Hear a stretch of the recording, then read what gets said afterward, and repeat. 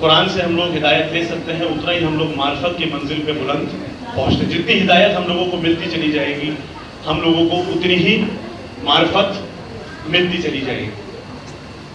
آپ یہ دعا پڑھتے ہیں جس میں ہر نماز کے بعد یا علی یا عظیم یا غفور الرحیم جو دعا ہے، اس میں بھی بیچ میں لفظ آیا ہے کہ جس میں یہ ہے کہ ہم نے کتاب کو ہدایت کے لیے بھیجا ہے۔ قرآن ایک ایسی کتاب ہے جو فنا ہونے والی چیز نہیں ہے، اس کو فنا کرنے والے خود فنا ہو گئے، لیکن قرآن آج بھی قرآن ہے، کل بھی قرآن رہے گا، اور انشاءاللہ جب تک یہ کائنات ہے قرآن رہے گا۔ میں بہت کچھ نہ بولتے ہوئے بس یہ آپ لوگوں کے سامنے بیان کرنا چاہتا ہوں کہ قرآن کو سمجھنے کے لیے ایک ناطق قرآن کا ہونا بہت ضروری ہے۔ ناطق قرآن یعنی بولتے ہوئے قرآن۔ اب تاریخ میں یہ ہمارا فرض ہے کہ ہم لوگ اٹھا کے دیکھیں کہ ناطق قرآن کون تھے، جو ہم نے اپنے عالموں سے سنا، جو ہم نے اپنے خطیبوں سے سنا، اپنے شاعروں سے سنا، وہ یہی دکھا کہ بولتے ہوئے قرآن سوائے اہل بیت علیہ الصلوۃ والسلام کے علاوہ کوئی اور نہیں ہے۔ حدیث میں ارشاد ہوتا ہے کہ جو اپنے وقت کے امام کی معرفت کے بغیر اس دنیا سے رخصت ہو جائے وہ جاہلیت کی موت مرتا ہے، یہ حدیث میں آیا ہے۔ تو ہمیں اپنے وقت کے امام کو پہچاننا بہت ضروری ہے، ان کی معرفت حاصل کرنا بہت ضروری ہے، کیونکہ وہ ناطق قرآن ہے۔ تو جب یہ حدیث میں آیا ہے کہ جو اپنے وقت کے امام کی معرفت کے بغیر اس دنیا سے رخصت ہو جائے وہ جاہلیت کی موت مرتا ہے، تو مجھے یہ کہنے میں بھی کوئی شرط نہیں ہے کہ جو قرآن کی معرفت کے بغیر اس دنیا سے رخصت ہو جائے وہ بھی جاہلیت کی موت مرتا ہے۔ تو ہمیں جتنی معرفت ہم لوگ اپنے امام کو قرآن سے ہم لوگ معرفت حاصل کر سکتے ہیں، یہ بے شک بہت پاک مہینہ ہے کہ ہم لوگوں کو معرفت اس میں حاصل کرنی چاہیے۔ بس ایک دو جملے اور میں آپ لوگوں کے سامنے بیان کرنا چاہتا ہوں، مجھے پتہ ہے کہ وقت بہت کم ہے اور میں اپنی کوئی حیثیت نہیں سمجھتا اتنے بڑے عالموں کے سامنے، شاعروں کے سامنے جو ان سے سنا بیان کر رہا ہوں۔ معرفت ایک بہت اہم منزل ہے۔ ہر انسان جنت کی خواہش رکھتا ہے دنیا کے اندر، جس کی جتنی معرفت ہوگی وہ اتنا ہی بلند جنت میں بھی درجات پائے گا۔ معرفت امام بہت امپورٹنٹ ٹاپک ہے۔ میں فرمان بھائی کا بہت شکر گزار ہوں کہ انہوں نے اس معرفت کے لفظ کو استعمال کیا۔ آج آپ یہ محرم کرتے ہیں، یہ مجلسیں کرتے ہیں، یہ فرش عزا بچھاتے ہیں، یہ بھی معرفت حاصل کرنے کا ایک بہت اہم ذریعہ ہے۔ یہ مجلسیں، یہ محفلیں کرنے کا ہمیں کس طریقے سے بیٹھنا ہے، کیونکہ میں اکثر یہ کہا کرتا ہوں تو یا تو یہ کہنا چھوڑ دوں کہ بی بی سیدہ فرش عزا پہ آتی ہے، یا اس کا احترام بہت زیادہ ضروری ہے۔ تو معرفت انسان کو بہت زیادہ بلند لے جاتی ہے۔ آج میں ہمیشہ کہتا ہوں اگر ہم نے رسمی طور پہ محرم کو نہ بنایا ہوتا تو اگر محرم سے پہلے دو بھائیوں میں لڑائی تھی اور 11 کو وہ نہیں ملے تو اس کا مطلب کہیں نہ کہیں معرفت میں کوئی کمی رہ گئی۔ یہ حقیقت ہے۔ میں یہاں کوئی جو حق ہے وہ آپ لوگوں کے سامنے بیان کرنے کے لیے آیا ہوں۔ معرفت اگر ہوتی تو وہ 8 محرم والا عباس کی مجلس سے پہلے ایک دوسرے سے مل جاتے، لیکن لڑائی جو ہمارے بھائیوں میں ہم لوگوں میں اختلاف محرم کے بعد بھی رہ جاتا ہے، اس سے یہ ثابت ہوتا ہے کہ ہم لوگ محرم کو رسمی طور پہ تو بناتے ہیں لیکن معرفت کے ساتھ ہم لوگ اس مجلسوں کو محرم کو نہیں بنا پائے۔ یہ ایک بہت امپورٹنٹ بات جو میں آپ کو کہتا ہوں۔ ایک اور بہت اہم بات جو میں کہنا چاہتا ہوں جس مشکلات سے، کیونکہ میرے والد آپ جس جگہ پہ بیٹھے ہیں بیان پہ میں انہوں نے یہاں سے چناؤ لڑا تھا الیکشن، پرویز رائش میں اس ٹائم جنتا دل سے تھے، میرے والد کانگریس سے تھے، 300 ووٹوں سے آ رہے تھے، میں بہت چھوٹا تھا۔ تو میں اپنے والد کے ساتھ بہت گھوما ہوں، 20 سال میں ہم لوگ MLA رہے ہیں، سب کچھ جو مشکلات میرے سامنے آئی ہیں میں آپ لوگوں کے سامنے خصوصاً جوانوں سے بیان کر رہا ہوں کیونکہ بزرگ مجھ سے بہتر جانتے ہیں۔ آج کے دور میں ایک یہ نئی چیز ہے کہ ہم لوگ کسی پہ بھی کوئی بھی الزام لگا دیتے ہیں کہ فلاں شخص ملائی ہے، فلاں شخص نہیں۔ مجھے آپ کو کسی کو بھی کوئی حق نہیں ہے کہ ہم کسی کے اوپر کوئی الزامات لگائیں کہ یہ کتنا مولا کا ماننے والا ہے، یہ کتنا نہیں ہے۔ یہ صرف خدا جانتا ہے کہ کون خدا کا ہے، کون ایمان کا ہے، یہ صرف خدا جانتا ہے، کوئی نہیں جانتا۔ تو اپنے آپ مثلاً آپ کوئی اٹھا کے بھی آپ نے ولی مہندی کو کیوں بلایا ہے، یہ تو فلاں جگہ پہ بیٹھا ہوا تھا، یہ تو فلاں جگہ پہ بیٹھا ہوا تھا۔ اگر آپ کو یہ بات پتہ لگتی ہے، بہت اہم بات بتا رہا ہوں، اگر آپ کو یہ بات پتہ لگتی ہے تو یہ آپ کی ذمہ داری ہے کہ آپ اس کی تحقیق کریں، کیونکہ اگر آپ نے بنا تحقیق کسی کے اوپر الزام لگایا ہے تو حدیث تو پھر بہت سی ہے کہ اس میں یہ بھی ملتا ہے کہ آپ کے اوپر ایک حج کا کفارہ واجب ہو جاتا ہے۔ تحقیق کیجیے اس کے اوپر کہ بھئی اگر یہ شخص، اور بہت شریف لوگ اس دنیا میں جو میں سنتا آیا ہوں، بہت عالم بدنام بھی ہوئے ہیں، ماحول خراب ہوا ہے صرف ایک جھوٹی نسبت کے اوپر کہ ہم نے اس کو وہاں دیکھا تھا، یہ دیکھا تھا. کوئی بھی ایک اچھا سماج بنائیے، آج اتحاد کی ضرورت ہے. آیت اللہ سیستانی کا بھی یہی پیغام ہے، آیت اللہ خامنائی کا بھی یہی پیغام ہے کہ آپ لوگ اتحاد بنا کے چلیے.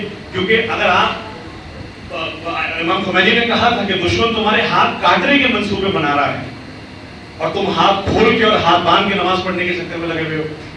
کتنی بڑی بات ہے آپ سوچیے.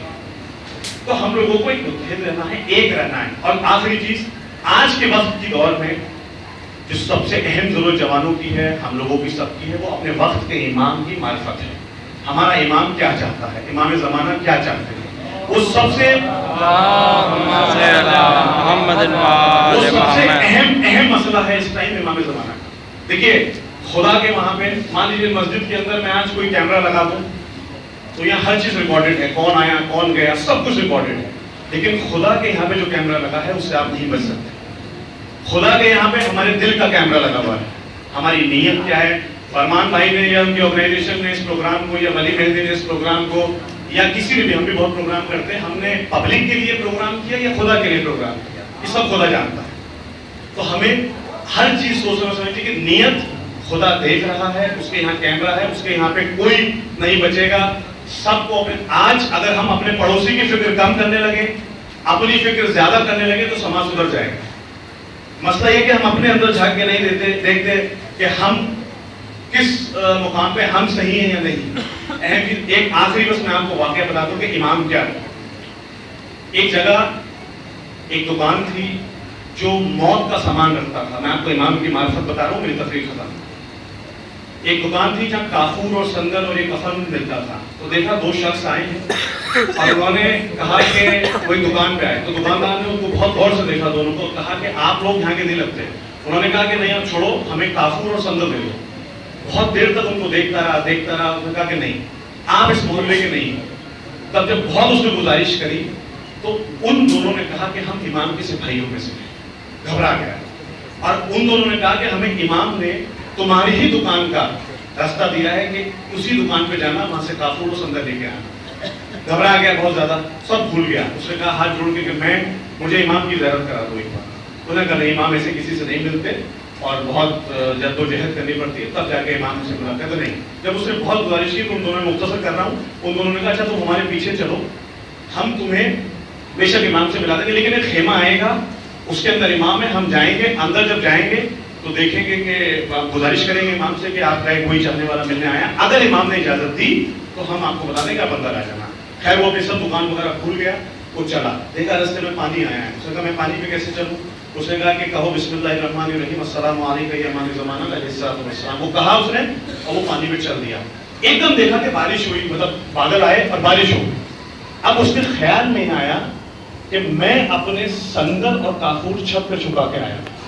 وہ گھبرا گیا، مطلب اس کی سوچ امام سے ہٹ گئی اور اس کی فکر وہاں چلی گئی کہ میں اپنے کافور اور سندل جو ہیں وہ سکھا کے پانی میں ڈوب گئے.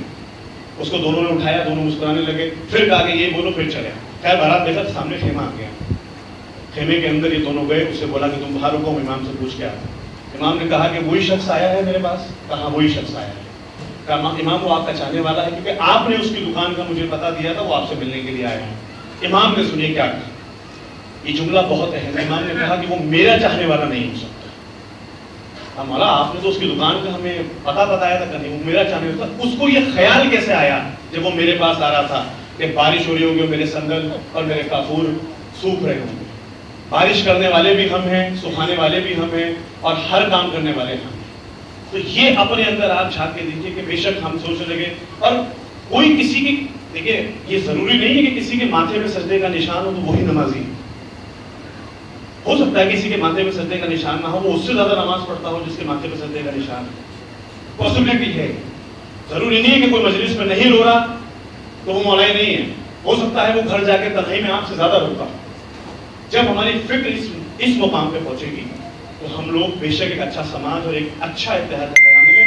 آپ دیکھیے میرے والد 8 کانگریس کے ایم ایل اے میں سے ایک ایم ایل اے.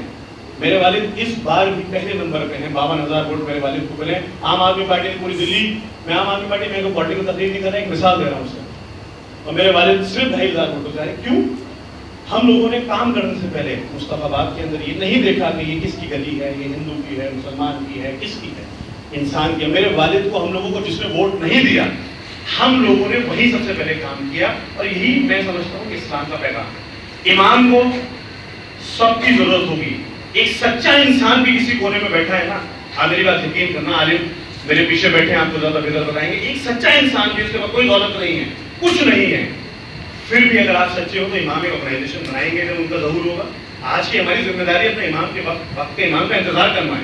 وہ جب آئیں گے پریکٹیکل امام کو پریکٹیکل زندگی کے طور پہ دیکھیے. یہ نہیں کہ نور آئے گا ایک اور سب کو لیتا, ایسا کچھ نہیں. پریکٹیکل چاہیے گا. بزنس مین کی بھی ضرورت ہوگی, بیوروکریٹس کی بھی ضرورت ہوگی, پولیٹیشینس کی بھی ضرورت ہوگی, سچوں کی ضرورت ہوگی, آنےسٹ لوگوں کی ضرورت ہوگی. اپنے اندر قابلیت دیکھیے. ہر انسان ہر کام نہیں کر سکتا. بانی مجلس, بانی ممبر نہیں ہو سکتا, بانی ممبر بانی مجلس نہیں ہو سکتا. ہر انسان کی ذمہ داری خدا نے الگ دی. تو بس میں یہی کہنے کے لیے آیا تھا. اور میں بے شکر گزار ہوں فرمان بھائی کا, امروہہ فاؤنڈیشن کا, اور مولانا صاحب کا, کہ جو اس مسجد کے پیش امام ہیں, جنہوں نے, میں اکثر سنتا ہوں اپنے گھر کے اندر, میری بہت تمنا تھی, میں 2 بار پہلے مل چکا ہوں, کہ جنہوں نے اس مسجد کو یہاں تک پہنچایا, آپ لوگوں کو اکٹھا کیا. آپ لوگ ان کے لیے دعا کیجیے گا کہ اللہ ان کی عمر میں اور دراز کرے. میں ایک بار پھر امروہہ فاؤنڈیشن کا شکر گزار ہوں کہ انہوں نے مطلب میں کوئی عالم نہیں ہوں, لیکن بس جو سنا وہ آپ لوگوں کے سامنے, میرے جملے سے کسی کو کوئی خطا ہوئی ہو تو مجھے معاف کیجیے گا. بہت بہت شکریہ. خدا حافظ.